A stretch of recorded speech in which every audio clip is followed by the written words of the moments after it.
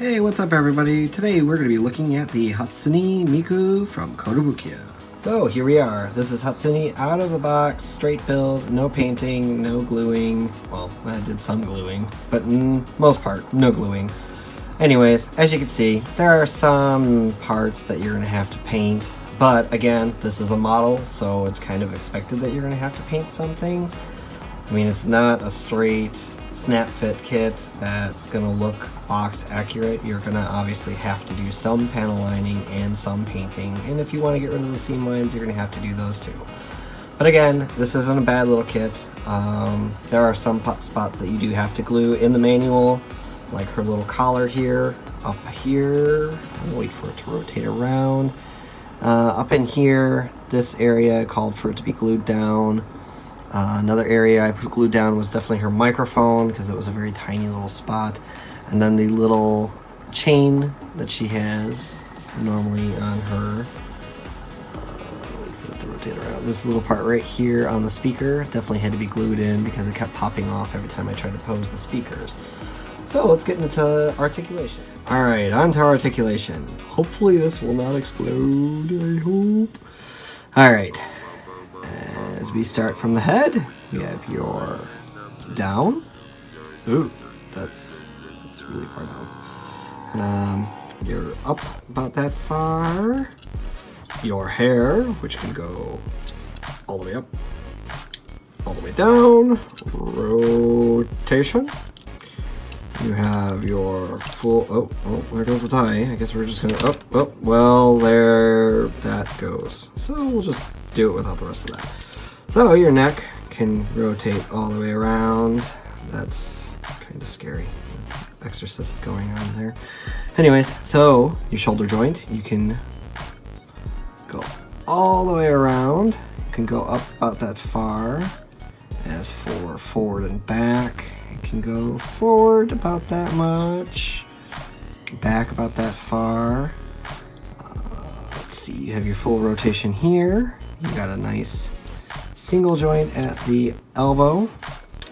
Your wrists can move up and down. Actually, with the way this joint is in here, you have it where you can go up and down like that. Depending on where you have the hand rotated, you either get a nice up and down action like that, or you get a nice up and down action like that. So depending on how you have it rotated, you can actually do either upward like that, or you can do back and forth like that. Anyways, well, as for the waist joint, or I guess lack of waist joint, for the chest joint, I guess, you can go forward. Oh, well, you can't go forward that far, because otherwise your boobs fall off. Anyways, so we'll put those back on, and her little butt thing is trying to fall off. We'll just pop that back in place. But anyways, you can go forward about that far, you can go back about that far before you start running into any issues with that. Her little speakers on her hip. Let's try to move this out of the way so we can get some speaker motion. So we have it where they're splayed out like that. This can go back and forth like that. Rotate 360. Go up about that far, back down that far. Go forward that far, and can go back that far. All they really do is just rotate around her hips and also splay out like that. And so we're just going to remove that for now because that's just going to fall off. Her skirting, she has a bunch of different little segments of her skirt. Back skirt, unfortunately, the back part of her skirt does not move. We're going to try to keep her as not morbid as possible. Her legs can go about that far. It's a nice little high kick. Back about that far. Due to the back skirt, she can't kick further back. She can go out about that far. She has a swivel here. No rotation here. Well, a little rotation back and forth like that. And then there's this gimmick where if you pull down, she can actually kick up a little bit higher, which I already had that down. So here is what she can kick normally. which then just automatically pulls that joint down. So if you can see inside here, there's this little rotating, or this gimmick that pulls her leg in and out. Her knees, she has a nice double jointed knee. Now for her ankle, let's get down to this. 360 degree for that. I can go up about that far until it falls off. I can go back about that far. I can do a full 360 degrees on that. Again, that probably hurt. Nice toe bend. And then that's about it for her normal articulation. It is kind of falling apart as she goes. Anyways, let's go on to accessories. Okay, and this is everything she comes with. As you can see, you've got a nice stand that you can hold her up. As you can see, she does stand on her own. She doesn't really need it, but I guess for more dynamic poses, you can have her stand in there. Here's her microphone stand with her little microphone that can be detached, so she can hold that individually. Here are your floating speakers. You can have them attached to the base, or you can take them off the base and just have them standing on their own. Again, here is what they look like when you add them, multiples of them, so you can actually take them apart like so, and then basically make them one giant speaker, or you can do one three-way speaker that stands there, and then one little tiny floating speaker. And these are basically in conjunction with the speakers that are on the back of her hip. And then you've got speakers falling over. There we go. You've got your different faces. So here is her face looking off to the left with a slight smile, and I just tossed that up to the side. And then here's your face looking on, smiling. This is part of her backpack. So on the backpack, they have it where, if you look, this is where you can put the stand. So you can actually have it where the stand holds in right there. Plug that in, so therefore she can stand on her own. But you have to obviously adjust this. Now, mind you, this is really annoying kind of to do. I mean, it can go up and down, side to side, everything like that. But then when you go to try to move it back up the thing, this right here, see this little ball, this is what it rotates on. And this is kind of a pain to get it to stay. And you can have it where you can go down pretty easily. So if you want to go down, you can go down pretty easily. But when you want to go back up, you got to make sure you kind of hold it like that in order to do it. If you want to just grab it from there and pull up, you're just going to pull it off the socket. Now, I don't know what you could possibly do to try to keep that from popping out, but I guess if you're just going to pose it once, you're kind of not worried about it. So, anyways, so she does come with an extra set of arms.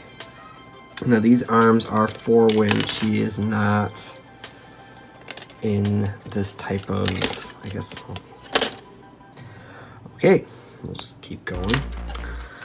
So you can take her arm off and put this piece in like so, and then take her other arm and pop it into place. Actually, that's the wrong one. Pop that in there like that.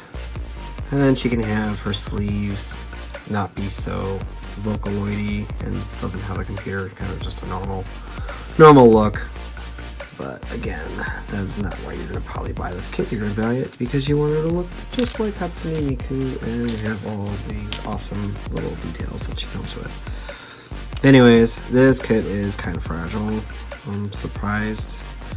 Kotobukiya is actually pretty good about having some decent kits. Most of the Frame Arms Girls kits that I've actually built, they can be fragile when it comes to little tiny details. But other than that, I mean, they're pretty solid kits when it comes to posing. You can pose your kit and then it'll stay in place. The Mogobi device is kind of the same way too. They have a lot of small little details that will pop off. Anyways, put her over here. She'll stand. See, this is kind of, she'll stand if you just take the time, but I guess if you have it where someone bumps the table, it'll knock her over. Anyways, so these are for, this is for any other parts that you want to use off of any other frame arms kit, like from Kotobukiya or anything else. Standard, I'd say 3.0mm hole that you can actually use on here on her hip. So this little part right here will come off. If you take her leg off, you can slide that out and you can pop that in if I don't keep dropping it. Anyways, so that will slide in just like that. You put her leg back on, and then basically if you have any other frame arms kits or frame arms girl kits, you could put accessories on here, or you can get the MSG parts and put them on here too.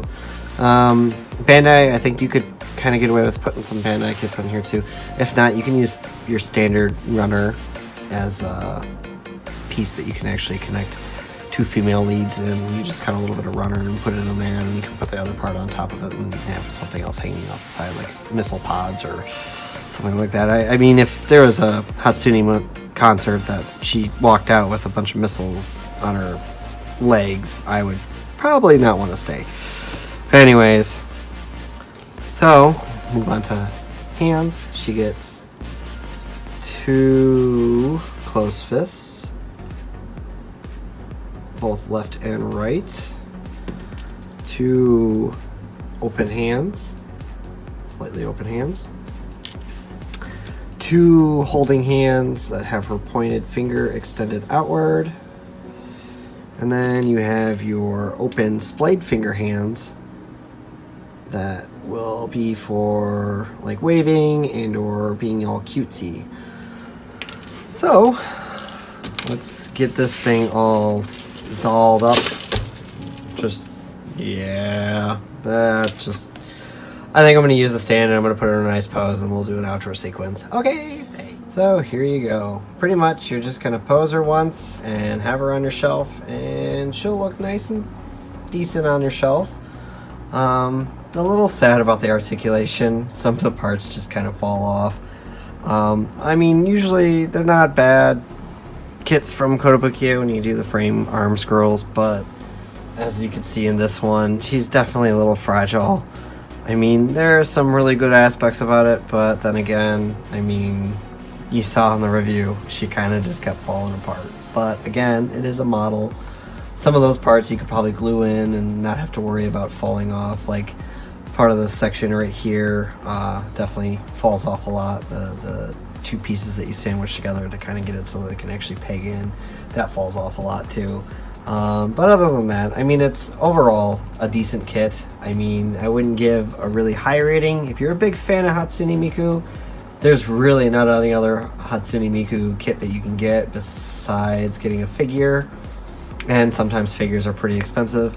This kit in itself, what original retail price was about 5,800 yen, so I mean, it wasn't really too expensive for especially a Kotobukiya frame arms kit. It's actually about a decent price. I mean, you have some kits that are really cheap, and then you have other kits that are really expensive. But overall, I mean, would I recommend this kit? Absolutely. If you're a big fan of Hatsune Miku like me, if you're not really a big fan of Hatsune Miku and you just want a decent, you know, girl model kit to build, I would kind of pass on it. I mean, like I said, it's kind of a labor of love kind of thing. There are a lot of things that are missing on it. You're definitely going to have to do some time in painting and getting rid of seam lines. And overall, I mean, to me, it's worth it. But for anybody else that's just getting into modeling, if you want something that's going to blow up on you every time you touch it, go ahead. If you don't want it, then there's some other kits out there that are pretty decent. A lot of other frame arms girls are actually pretty decent kits, and you won't have any big issues with. But again, so this was just another modeler. Thanks for watching. If you liked my video, please hit like, subscribe if you haven't, and I will see you in the next unboxing video.